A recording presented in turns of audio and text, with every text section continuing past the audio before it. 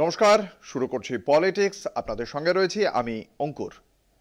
মুখ্যমন্ত্রীর আশ্বাসের কোনো কমতি নেই। সব রকমভাবে তিনি বুঝিয়ে দিচ্ছেন চাকরিহারাদের পাশে রাজ্য সরকার রয়েছে। কিন্তু প্রশ্ন এই, কতটা আশ্বস্ত হচ্ছেন চাকরিহারারা? তাদের তরফেও আন্দোলনের তো কোনো কমতি নেই। যদিও এসবের পরেও মমতা বন্দ্যোপাধ্যায় চাকরিহারাদের পাশেই। মঙ্গলবার মেদিনীপুরের প্রশাসনিক সভা থেকেও চাকরিহারাদের স্কুলে গিয়ে ছাত্রছাত্রীদের পড়ানোর বার্তা মুখ্যমন্ত্রীর। যদিও মমতার কথায় আশ্বস্ত নন চাকরিহারারা, আন্দোলন চালিয়ে যাওয়ার হুঁশিয়ারি দিয়েছেন তারা। অন্যদিকে স্কুল শিক্ষা কমিশনারের পক্ষ থেকে ডিআইদের চিঠি দেওয়া হয়েছে। 31শে ডিসেম্বর পর্যন্ত কাজ চালিয়ে যাওয়ার নির্দেশ দিয়েছে স্কুল শিক্ষা দপ্তর।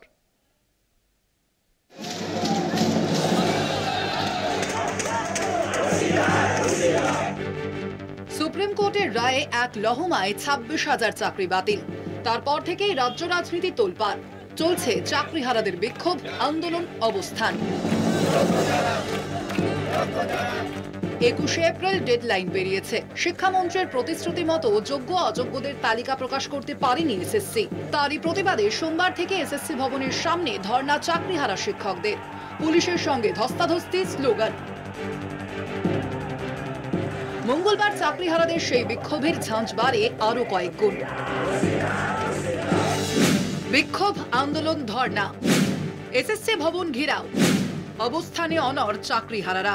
আমাদেরকে ন্যায় বিচার পাইয়ে দিন, আমরা আর কিছু চাই না। আমরা যোগ্য প্রার্থী, আমরা কোনো অন্যায় করিনি। কারণ সত্যের মুখোমুখি হতে মুখ্যমন্ত্রী ভয় পান, সেই মিরর কপি যেন প্রকাশ করে দেন। যতক্ষণ না শুরু হচ্ছে আমরা এসএসসি অফিস ঘেরাও করে রাখবো। সোমবার চাকরিহারাদের বিক্ষোভের মাঝেই বিবৃতি দেন কমিশনের চেয়ারম্যান। জানানো হয় সুপ্রিম কোর্টের নির্দেশ মেনেই চলবে এসএসসি। তবে কি তালিকা প্রকাশ হবে না? যোগ্য অযোগ্য আলাদা হবে না? বিক্ষোভরত চাকরিহারারা যখন এই প্রশ্ন তুলছেন, তখনই সাংবাদিক বৈঠক করে শিক্ষামন্ত্রী ব্রাত্য বসু সাফ জানিয়ে দিলেন কোনো তালিকা প্রকাশ হবে না। এটা করা যাবে না, এটা সুপ্রিম কোর্ট এটা করতে বলেননি আমাদের। কোনো তালিকা প্রকাশ করা, এমন কোনো কিছু করা উচিত নয় যেটা আপনাদের রিভিউ পিটিশনকে দুর্বল করে, কন্টেম্প্ট অফ কোর্ট যাতে আপনাদের না হতে হয় এবং বা আমাদের না হতে হয়, তা আপনাদের বজায় রাখতে মনে রাখতে অনুরোধ করছি। চাকরিহারাদের নয়া শর্ত, হয় যোগ্যদের তালিকা, নয় অযোগ্যদের বরখাস্ত। নিজেদের অবস্থান থেকে কিছুটা সরেছেন যোগ্য শিক্ষক শিক্ষিকারা। এখন তাদের দাবি, তালিকা যদি এসএসসি প্রকাশ না করে তাহলে যেন কমপক্ষে তারা যারা অযোগ্য, অর্থাৎ সুপ্রিম কোর্ট এবং হাইকোর্টে যাদেরকে সিবিআই অযোগ্য বলে যে তালিকা দিয়েছিল, সেই অনুযায়ী তাদেরকে যেন অবিলম্বে বহিষ্কার বা টার্মিনেশন লেটার জারি করে এসএসসি। চাকরিহারাদের বার্তা মুখ্যমন্ত্রীর। এর আগেও চাকরিহারাদের স্কুলে গিয়ে ছাত্রছাত্রীদের পড়ানোর পরামর্শ দিয়েছিলেন মমতা বন্দ্যোপাধ্যায়। মঙ্গলবার মেদিনীপুরের প্রশাসনিক সভা থেকেও এই একই বার্তা মুখ্যমন্ত্রীর। যদিও মমতার কথায় আশ্বস্ত নন চাকরিহারারা। কেন বসে আছেন এই গরমের মধ্যে কষ্ট করে?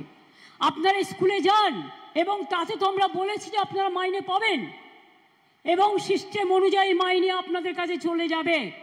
এর জন্য কারো প্ররোচনা দেওয়ার দরকার নেই, দাঙ্গা করার দরকার নেই। আমরা আইনজীবীদের সাথে পরামর্শ করে বাদবাকিটাও আমরা নিশ্চয়ই আবার দরকার হলে রিভিউয়ে যাব। আমাদের দেয়ালে পিঠ থেকে গেছে, বারবার প্রতিশ্রুতি দেওয়া হয়েছে, আমাদের প্রতিশ্রুতি ভঙ্গ করা হয়েছে। আমরা আর কত আমরা প্রতিশ্রুতি নিয়ে আমরা আন্দোলন প্রত্যাহার করব। এতদিন মুখ্যমন্ত্রী কোথায় ছিলেন? এতদিন কেন ভাবেননি এটা নিয়ে? এতদিন তো ভাবতে হয়েছে। বিক্ষোভের মাঝেও কখনো কখনো সুর নরম চাকরিহারাদের। ঘেরাও থাকলেও আচার্য ভবনে খাবার ওষুধ না আটকানোর সিদ্ধান্ত নেন তারা। চেয়ারম্যান অসুস্থ হলে জটিলতা বাড়বে, তাই শান্তিপূর্ণ কৌশলে আন্দোলনের সিদ্ধান্ত শিক্ষকদের। এদিকে এসএসসি ভবনের বাইরে আন্দোলনের আবহে মধ্যশিক্ষা পর্ষদের ভিতরেও বিক্ষোভের আঁচ। সোমবার থেকে অবস্থান ও আমরণ অনশনে 8 জন গ্রুপ সি, গ্রুপ ডি কর্মী। তাদের মধ্যে একজন অসুস্থ হয়ে পড়েন বলে দাবি অনশনকারীদের। কোন পথে আন্দোলন? যোগ্য অযোগ্য বাছাই কিভাবে? চাকরিহারাদের পরবর্তী কর্মসূচি বাকি। মুখ্যমন্ত্রীর কথা মতো স্কুলে যাবেন নাকি আন্দোলন, বিক্ষোভ, অনশনের পথেই হাঁটবেন, উঠছে প্রশ্ন। যদিও ইতিমধ্যে ডিআইদের চিঠি দিয়েছে শিক্ষা দপ্তর। যোগ্যদের তালিকা দিয়ে ডিআইদের চিঠি শিক্ষা দপ্তরের। 31শে ডিসেম্বর পর্যন্ত কাজ চালিয়ে যাওয়ার নির্দেশ দেওয়া হয়েছে চিঠিতে। কলকাতা টিভি।